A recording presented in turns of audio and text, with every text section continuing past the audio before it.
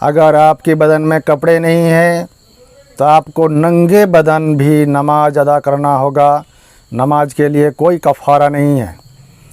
हर गुनाह के लिए कफ़ारा नमाज हो सकता है, लेकिन नमाज के लिए कोई अमल कफ़ारा नहीं हो सकता। हर गुनाह के लिए कफ़ारा नमाज हो सकती है, लेकिन नमाज के लिए कोई अमल कफ़ारा नहीं हो सकता।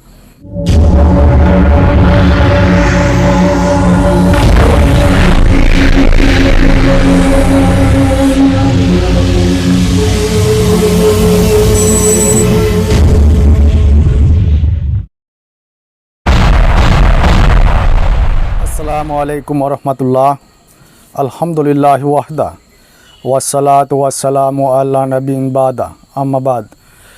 औज़ु बिल्लाहि मिनश शैतानिर रजीम। बिस्मिल्लाहिर रहमानिर रहीम।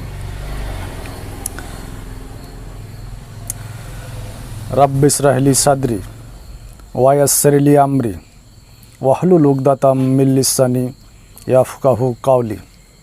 बिस्मिल्लाहिर रहमानिर रहीम।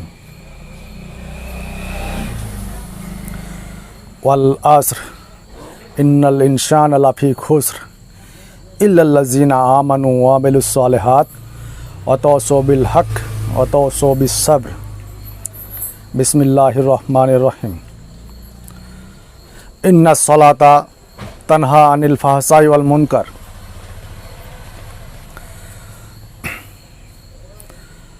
ब्रदर इस्लाम, सबसे पहले हम उस रब का शुक्रगुजार करेंगे जिन्होंने हमें इस दुनिया में तमाम मखलूक़ातों से अफजल और बेहतर बनाया। सब मिलजुल कर बोले अल्हम्दुलिल्लाह। उसके बाद मोहम्मद मुस्तफ़ा सल्लल्लाहु अलैहि वसल्लम पर लाख लाख दुरूद और अल्लाह का रहमत नाजिल हो। अल्लाहुम्मा सल्ली अलैहि अल्लाहुम्मा बारिक अलैहि। बुजुर्गों और दोस्तों, मेरे नौजवान साथियों, आज हम जिस अनुवान को लेकर आप सबके सामने हाजिर हुए हैं, उस अनुवान का नाम है सलात। ब्रदर इस्लाम, जिन सब अमल की वजह से इंसान जन्नत बहुत ही आसानी से पा सकता है, उस अमल का नाम है सलात, यानी नमाज। नमाज एक ऐसा चीज़ है जो इंसान को जन्नत से जहन्नम से बचाकर जन्नत में दाखिल कर सकता है। अगर वही नमाज इंसान अदा नहीं करती है तो इंसान जन्नत जाने की बजाय जहन्नम पहुंच जाती है। इसीलिए अल्लाह सुब्हानहू व तआला कहते हैं इन्नस सलाता तन्हा अनिल फ़हशाइ वल मुनकर। ज़रूर वो इंसान जो सलात अदा करती है, जो सलात अदा करता है, वो इंसान तमाम दुनिया की गंदगी से बचकर, दुनिया की तमाम बुराइयों से बचकर जन्नत में दाखिल हो सकता है, जो आदमी सलात अदा करता है।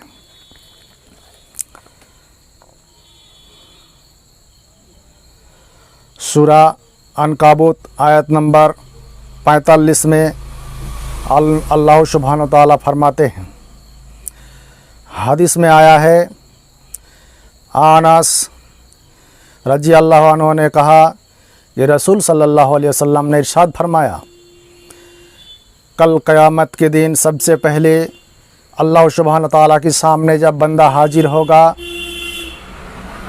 अल्लाह सुब्हानहू व तआला के सामने जब बंदा हाजिर होगा कल क़यामत के मैदान में, तो सबसे पहले अल्लाह सुब्हानहू व तआला इंसान से नमाज के ही बारे में पूछेंगे। जिसका नमाज अच्छा होगा उसका सब अमल अच्छी होगी, और जिसकी नमाज अच्छी नहीं होगी उसका पूरे के पूरे अमल बातिल हो जाएंगे। अगर कोई इंसान जितने भी धन दौलत अगर भिखारी फ़कीर मिस्किन को पर लुटा देती है, कोई इंसान अगर दुनिया में दान खैरात करती है, कोई इंसान अगर हज करके आता है, कोई इंसान अगर मालों की ज़कात देता है, कोई इंसान अगर माँ बाप का सेवा करता है, कोई इंसान अगर जितना भी नेकिया कर ले, लेकिन वो इंसान अगर नमाज नहीं पढ़ती है, वो इंसान अगर सलात अदा नहीं करता है, तो जितने भी अच्छे अमल है पूरे के पूरे अमल उसका बातिल हो जाएगा।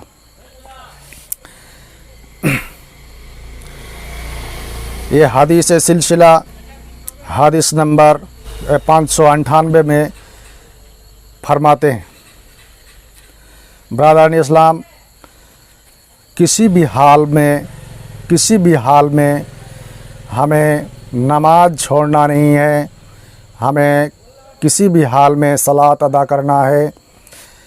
अगर आपके बदन में कपड़े नहीं हैं तो आपको नंगे बदन भी नमाज अदा करना होगा। नमाज के लिए कोई कफ़ारा नहीं है। हर गुनाह के लिए कफ़ारा नमाज हो सकता है, लेकिन नमाज के लिए कोई अमल कफ़ारा नहीं हो सकता। हर गुनाह के लिए कफ़ारा नमाज हो सकती है, लेकिन नमाज के लिए कोई अमल कफ़ारा नहीं हो सकता। अबू हुरैरा रज़ी अल्लाह अन्हु ने कहा कि रसूल सल्लल्लाहु अलैहि वसल्लम ने इरशाद फरमाया, लेकिन हमारी नमाज कैसा होना चाहिए, हमारी सलात किस तरह का होना चाहिए, तब जाके हर गुनाह का वो कफ़ारा होगा। अबू हुरैरा रज़ी अल्लाह अन्हु ने कहा कि रसूल सल्लल्लाहु अलैहि वसल्लम ने इरशाद फरमाया, नमाज यानी सलात 3 हिस्सों में, नमाज की सवाब, नमाज की नेकियां 3 हिस्सों में बढ़ जाती है। एक, नमाज का पहला हिस्सा जिसने वुज़ू अच्छी की और जाके सलात अदा की। अगर वुज़ू अच्छी नहीं हुई तो आपका नमाज बातिल हो जाएंगे। अगर वुज़ू अगर अच्छी तरह से नहीं की तो आपका नमाज बातिल हो जाएंगे। अगर नमाज आपका बातिल हो जाती है तो आपके हर अमल, हर नेक अमल आपका बातिल हो जाती है। ब्रदरान इस्लाम, अगर कोई इंसान अच्छी तरह से वुज़ू नहीं करता और जाके नमाज में खड़े हो जाते हैं तो उसका नमाज का कोई कीमत नहीं है, उसका नमाज बातिल हो जाती है। अगर उसकी नमाज बातिल हो जाती है तो उसकी दुनिया की हर अमल बातिल हो जाती है। ब्रदरान इस्लाम, उसके बाद नंबर 2, रुकू, जिसकी अगर अच्छी तरह से नमाज में रुकू की तो आपकी नमाज कबूल होती है। अगर आपकी नमाज कबूल होती है तो आपकी दुनिया की हर अमल कबूल हो जाती है। ब्रदरान इस्लाम, इसलिए हमें रुकू अच्छी तरह से करना चाहिए। ऐसा नहीं कि हमने सर को झुकाया और उठ गया। जिस तरह से मोहम्मद सल्लल्लाहु अलैहि वसल्लम ने इरशाद फरमाया, रूबरू हमें उसी तरह से रुकू करनी है। नंबर 3, नमाज की नंबर 3 जो अच्छी से करनी होगी वो है सजदा। जिसकी सजदा अच्छी नहीं है उसकी नमाज कतई कबूल नहीं होगी। अगर उसकी नमाज कबूल नहीं हुई तो उसकी दुनिया में जितने भी अच्छे अमल की है उसके पूरे के पूरे अमल बातिल हो जाती है। ब्रदरान इस्लाम, इस हदीस से पता चलता है कि अगर ये 3 चीज़ नमाज में जो बताई गई है इस हदीस में, अगर ये 3 चीज़ नमाज में अच्छी तरह से नहीं होती है तो आपकी नमाज बातिल हो जाती है। अगर आपकी नमाज बातिल हो जाती है तो आपकी दुनिया में कितना भी अच्छा अमल कर ले, आपकी कोई भी अमल आपके काम नहीं आने वाली है। इसलिए हमें चाहिए कि हमें नमाज को अच्छी तरह से सीखना चाहिए। हमें शर्म नहीं करना चाहिए। अगर छोटे हैं तो छोटे, बड़े हैं तो बड़े, हमें हर हाल में नमाज को सीखना है। हर हाल में हमें नमाज अदा करना है। दुनिया की तमाम मुसलमान, दुनिया में जितने भी लोग हैं सबको एक ज़िम्मेदारी है, सब पर एक ज़िम्मेदारी ला दी गई है। जब उसने अशहदु अल्ला इलाहा इल्लल्लाह अशहदु अन्ना मुहम्मदन अब्दुहु पढ़ लेता है तो उस पर ज़िम्मेदारियाँ आ जाती हैं। उसको सबसे पहले नमाज अदा करनी है, उससे हर हाल में नमाज अदा करनी है, उससे हर हाल में नमाज अदा करनी है। उसकी बदन में अगर कपड़े नहीं है तो नंगे बदन उसको नमाज अदा करनी है। अगर उसके पास पानी नहीं है तो उसको तयम्मुम करके नमाज अदा करनी है। अगर उसके पास टाइम नहीं है तो उसको खड़े होकर नमाज अदा करनी है। अगर उसके पास खड़े होने की ताकत नहीं है तो उसको बैठ के नमाज को अदा करनी है। अगर उस पर बैठने की भी ताकत नहीं है तो उसको लेटे लेटे नमाज अदा करना होगा। हर हाल में उसको नमाज अदा करना ही करना है। जो इंसान नमाज को छोड़ देता है वो कुफ्र करता है। जो इंसान नमाज को छोड़ देता है, अल्लाह सुब्हानहू व तआला कहता है कि वो मुशरिकों में से हो जाता है। और एक हदीस, जाबिर इब्ने अब्दुल्ला रज़ी अल्लाह अन्हु ने मोहम्मद सल्लल्लाहु अलैहि वसल्लम से पूछा कि या रसूलल्लाह, काफिर और मोमिन में फ़र्क क्या है? तो मोहम्मद सल्लल्लाहु अलैहि वसल्लम ने इरशाद फरमाया, बैन रजुल व बैन शिरके वल कुफ्र तर्कुस सलात। नमाज और काफिर और मोमिन में फ़र्क सिर्फ इतना होता है, काफिर और मोमिन में फ़र्क सिर्फ इतना होता है, वो बीच में नमाज आती है। जो इंसान नमाज अदा करती है वो मोमिनों में से होती है, और जो इंसान नमाज नहीं अदा करती है वो काफिरों में से होता है। अगर वो इंसान हाजी साहब का भी बेटा हो, अगर उसने नमाज अदा नहीं करती तो वो काफिरों में से होता है। याद रखिए, अगर कोई इंसान हाजी साहब का भी बेटा हो, कोई इंसान मौलवी साहब का भी बेटा हो, अगर वो नमाज अदा नहीं करती है तो वो काफिरों में से होता है, और काफिरों के लिए रहने के लिए जगह होगा जहन्नम। अगर कोई इंसान काफिर का बेटा होता है, मुशरिक का बेटा होता है, अगर उसने 5 वक्त की नमाज मोहम्मद सल्लल्लाहु अलैहि वसल्लम की बताए हुए तरकीब पर करती है तो वो मोमिनों में से होता है। और मोमिन के लिए जन्नत, मोमिन के लिए जहन्नम हराम कर दी गई है। मोमिन जन्नत में रहेंगे। ब्रदरान इस्लाम, हमें किसी भी हाल पर नमाज पढ़नी है और हमें अपनी ज़िम्मेदारी बखूबी से निभानी है। जितने भी लोग हैं दुनिया में, सब पर एक ज़िम्मेदारी है कि वो अपने घर पे अपने अहले परिवार को नमाज के लिए हुक्म करे। जितने भी लोग दुनिया में ज़िंदा है, अल्लाह के आसमान के नीचे जितने भी लोग हैं, सबको एक ज़िम्मेदारी ये आती है कि सब लोग अपने घर में अपने अहले परिवार को नमाज अदा करने के हुक्म करें। अगर नहीं करता है तो कल क़यामत के दिन उनसे ये पूछा जाएगा कि तुम नमाज़ पढ़ते थे, तुम्हारी बच्चा क्यों नहीं पढ़ता था? तुम नमाज़ पढ़ते थे लेकिन तुम्हारे बीबी क्यों नहीं पढ़ती थी? तुम नमाज़ पढ़ते थे, तुम्हारी बेटी नमाज क्यों नहीं पढ़ती थी? कल क़यामत के दिन उससे वो हिसाब देना पड़ेगा। कोई इंसान अगर ये समझता है कि मैं खुद नमाज़ पढ़ता हूँ और मेरा ज़िम्मेदारी ख़त्म, लेकिन नहीं दोस्तों, जो इंसान नमाज़ पढ़ता है उस पर, जो इंसान नमाज़ पढ़ता है उस पर एक ज़िम्मेदारी भी आती है कि वो अपने परिवार को भी नमाज़ पढ़ने के लिए कहे। ब्रदरान इस्लाम, हर इंसान को नमाज़ पढ़ना होगा तभी वो मोमिन हो सकता है। अभी अगर हम जाकर कह दे कि तुम नमाज नहीं पढ़ते हो, तुम काफिर हो, तो वो गुस्सा हो जाएगा। लेकिन ब्रदरान इस्लाम, हकीकत में तो यही है, हदीस में यही आता है, और हमारे रब ने भी यही कहा कि जो नमाज नहीं पढ़ता है वो मुशरिकों में से हो जाता है। ब्रदरान इस्लाम, हम बहुत बड़े गलती में फंसे हुए हैं कि हम मोमिन का बेटा है, हम मुसलमान का बेटा है, इसलिए हमें एक ना एक दिन जन्नत मिलने ही वाली है। हम कितने भी बुरे काम कर ले, लेकिन हम मुसलमान का बेटा है, हमें एक ना एक दिन जन्नत मिलने ही वाली है। लेकिन दोस्तों, कभी आपने ये सोचा, हम ये गलतफहमी में है कि हम मुसलमान का बेटा है, हमें एक ना एक दिन जन्नत मिलने ही वाली है, हमें जहन्नम से निकलकर हमें अल्लाह सुब्हानहू व तआला जन्नत में डालेंगे, ये बात ठीक है।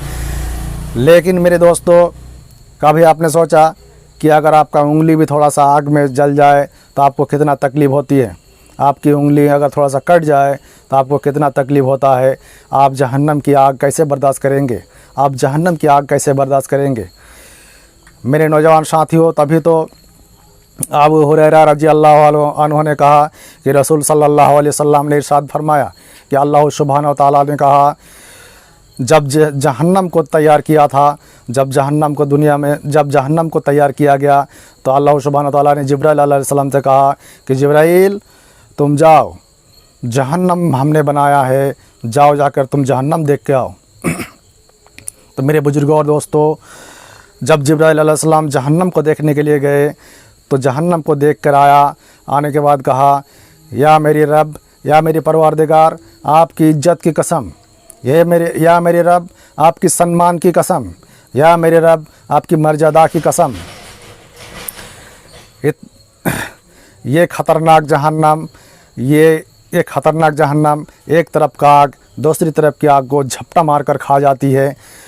इतनी भड़कते हुए आग, इतनी ख़तरनाक सज़ा, ये जहन्नम में कौन जाना चाहेगा? ये जहन्नम में कोई नहीं जाएगा। तो अल्लाह सुब्हानहू व तआला ने फिर से जिब्राइल अलैहिस्सलाम को कहा, जिब्राइल तुम जाओ और फिर से जहन्नम को देख कर आओ। तो जिब्राइल अलैहिस्सलाम फिर से जहन्नम देखने के लिए गया और जहन्नम देख कर आया। उसके बाद अल्लाह सुब्हानहू व तआला को अपनी बातों को चेंज करके कहा, अपनी बातों को बदल करके कहा कि या मेरे रब, आपकी इज्जत की कसम, या मेरे रब, आपकी सम्मान की कसम, या मेरे रब, आपकी जलाल की कसम, या मेरे रब, ये जहन्नम से कोई नहीं बच पाएगा। पता है, ये 2 बार जो जिब्राइल अलैहिस्सलाम जहन्नम को देख कर आया, एक बार देख के आया तो कहा कि ये जहन्नम कौन जाना चाहेगा, ये जहन्नम कोई नहीं जाना चाहेगा। जब दोबारा देख के आया तो अपनी बातों को बदल कर क्यों कहा कि जहन्नम से कोई नहीं बचने वाला। वो इसलिए जब पहली बार जिब्राइल अलैहिस्सलाम जहन्नम देखने के लिए गया तो जहन्नम खुला हुआ था। जब पहली बार जिब्राइल अलैहिस्सलाम जहन्नम को देखने के लिए गया तो जहन्नम खुला हुआ था। जब दोबारा जहन्नम को जिब्राइल अलैहिस्सलाम देखने के लिए गया तो जहन्नम को ढाँक दिया गया। इंसान की नफ्स से जहन्नम को ढाँक दिया गया। इंसान की नफ्स से जहन्नम को ढाँक दिया गया। इंसान जो अपनी मर्ज़ी से चलेगा उस मर्ज़ी से जहन्नम को ढाँक दिया गया। इसीलिए जिब्राइल अलैहिस्सलाम इंसान को जानते थे कि इंसान अपने नफ्स की पूजा करने वाला है। इंसान अपनी नफ्स का सुनेगा, इंसान अल्लाह का ना सुनकर अपने आप का सुनेगा। और जो अपने मन से चलेगा, जो अपने नफ्स का सुनकर चलेगा, वो जहन्नम में तुरंत जाएगा। इसलिए जहन्नम बहुत ही जाना आसान है, क्योंकि इंसान अपने नफ्स का पूजा करने वाला है। इंसान अपने नफ्स का सुनेगा और वो तुरंत जहन्नम पहुंच जाएगा। और जन्नत इंसान की दुख मुसीबत, इंसान की तकलीफ़ों से घिरा हुआ है, जो इंसान जल्दी करना ना चाहेगा। इंसान तो दुख मुसीबत झेलना ना चाहेगा। इसलिए जन्नत जाना बहुत मुश्किल है और जहन्नम जाना बहुत ही आसान है। मेरे बुज़ुर्गों और दोस्तों, मेरे नौजवान साथियों, हमारे रसूल सल्लल्लाहु अलैहि वसल्लम ने जैसे इरशाद फरमाया, इसी रास्ते पर हमें चलना है। हमें अपने 5 वक्त की नमाज़ अदा करनी है और अपने अहले परिवार को 5 वक्त नमाज अदा करने की हुक्म देनी है। मेरे बुज़ुर्गों और दोस्तों, नमाज एक ऐसा चीज़ है जो इंसान अगर फजर की नमाज़ अदा करती है, कोई इंसान अगर फजर की नमाज़ अदा करती है, उसके बाद जब वो मस्जिद से निकलती है, मस्जिद से निकलकर अपने कामों पर मसरूफ़ हो जाती है। जब वो काम करते करते छोटा छोटा गुनाह जब इंसानों से हो जाता है, इंसान गलती से गुनाह कर लेता है, तो जितने भी गुनाह इंसान करता है, फजर से लेकर जोहर तक जितना गुनाह करता है, जब वो इंसान जोहर की नमाज़ अदा करता है तो जितने भी गुनाह उसके बीच में उन्होंने किया है, तमाम गुनाहों को अल्लाह सुब्हानहू व तआला माफ़ कर देते हैं। और जोहर से लेकर असर तक जितना गुनाह करता है इंसान, जब असर की नमाज़ अदा करता है तो इंसानों के जितने भी छोटे बड़े सब गुनाह होते हैं, अल्लाह सुब्हानहू व तआला तमाम गुनाहों को माफ़ कर देते हैं। ब्रदर इस्लाम, नमाज एक ऐसा चीज़ है जो आपकी गुनाहों को ख़त्म कर देता है। नमाज एक ऐसा चीज़ है जो इंसान की सब गुनाहों को ख़त्म कर देता है, सिवाय शिर्क और बिदात के गुनाह को छोड़कर। शिर्क का गुनाह उसी को कहा जाता है, कबीरा गुनाह को शिर्क का गुनाह कहा जाता है, सगीरा गुनाह छोटे छोटे गुनाहों को कहा जाता है। बरदरान इस्लाम, अगर आपके पास गलती से आपसे शिर्क हो गया है, आपके शिर्क का गुनाह हो गया है, तो आपको क्या करना होगा? रात में जाकर जब 3 हिस्से के अंदर 2 हिस्सा रात चला जाए, यानी 2 बजकर 2-2:30 बजे जब रात में आपको उठना होगा, उठ के 2 रकात सलात अदा करना होगा और बहुत ही अच्छे से वज़ू करना होगा, बहुत ही अच्छे से जाके 2 रकात नमाज अदा करना होगा और जाके अल्लाह सुब्हानहू तआला से रोना होगा, गिड़गिड़ाना होगा, अल्लाह सुब्हानहू तआला से माफ़ी मांगना पड़ेगा, तब जाकर अल्लाह सुब्हानहू तआला आपको माफ़ कर सकता है। बिरादरान इस्लाम, जो भी आपको कहना है, अल्लाह सुब्हानहू तआला से जो भी आपको मांगना है, इस नमाज से ही आपको मांगना पड़ेगा। अगर आपके पास नमाज नहीं है तो आपसे मुलाकात अल्लाह सुब्हानहू तआला से हो ही नहीं सकते। अगर अल्लाह सुब्हानहू तआला का कुछ भी कहना है तो जाकर नमाज पे ही कहना होगा। ब्रदरान इस्लाम, नमाज एक ऐसा चीज़ है जो आपके गुनाह को माफ़ करवा देता है और नमाज की पूछताछ सबसे पहले क़यामत के मैदान में नमाज का ही पूछताछ होगा। अगर आपके पास नमाज का अमल अच्छा है तो आपका हर अमल अच्छा होगा। अगर आपके पास नमाज है तो आपके पास सब कुछ होगा। अगर आपके पास नमाज नहीं है तो आप काफिर है। अब काफिर है, जब काफिर जहन्नम में जाएगा ही जाएगा, उसके लिए जन्नत हराम है। अबू हुरैरा रज़ियल्लाहु अन्हु ने कहा, रसूल सल्लल्लाहु अलैहि वसल्लम ने इरशाद फरमाया, सहाबा इकराम को इकट्ठा करके सबसे कहा कि सहाबा इकराम आओ मेरे पास। क्या तुम लोगों के घर के सामने से अगर कोई नहर गुजरता है, कोई पानी का रेत गुजरता है, अगर उसमें आप दिन में 5 बार नहाएंगे तो क्या आपके बदन में कोई मैला मिट्टी रह सकता है? तो साहबा इकराम ने कहा कि नहीं रसूलुल्लाह सल्लल्लाहु अलैहि वसल्लम, अगर हम 5 बार नहाएंगे तो हमारे बदन में कोई मैला नहीं रह सकता। तो मोहम्मद सल्लल्लाहु अलैहि वसल्लम ने फिर से इरशाद फरमाया, ठीक इसी तरह से अगर 5 बार तुम नमाज अदा करोगे तो तुम्हारी बदन में कोई गुनाह ना रहेगा, तुम्हारी ज़िंदगी में कोई गुनाह ना रहेगा। तमाम गुनाहों को अल्लाह सुब्हानहू तआला साफ़ कर देगा, क्लीन कर देगा। ज़िंदगी में आपके कोई गुनाह ना रहेगा। ज़िंदगी भर अगर आप सलात अदा करते हैं जब तक ज़िंदा है तो आपके पास कोई गुनाह ना रहेगा। तमाम गुनाहों को अल्लाह सुब्हानहू तआला क्लीन कर देता है। अल्लाह सुब्हानहू तआला आपको तमाम गुनाहों को अल्लाह सुब्हानहू तआला माफ़ कर देता है। ब्रदर इस्लाम, हम जिस हदीस से बात कर रहे थे, यह हदीस है मिस्कात, बुखारी, मुस्लिम। मेरे बुजुर्गों और दोस्तों, मेरे नौजवान साथियों, मैं आप सबसे ये कहना चाहूँगा कि आप लोग अपने आप नमाज अदा करें और अपने अहली परिवार को भी नमाज पढ़ने के हुक्म दिया करें। जब आपका बेटा को आप कोई काम करने के लिए कहते हैं, अगर आपका बेटा वो काम नहीं करता तो आप उसको मारते हैं, आप उसको पीटते हैं, आप उसको घर से निकाल देते हैं। लेकिन मेरे दोस्तों, नौजवान साथियों, जब आपकी बेटा नमाज अदा नहीं करता तो आप उसको कुछ नहीं कहते, आप उसको हुक्म नहीं देते। पता है क्यों? क्योंकि आपको पता है कि अगर मेरे बेटे को मैं कोई काम करने के लिए कहता हूँ तो मेरा बेटा अगर काम नहीं करता तो मुझे पैसा नहीं मिलने वाला है, मेरे घर में कमाई नहीं आने वाला है। अगर नमाज नहीं पढ़ता है तो कोई बात नहीं,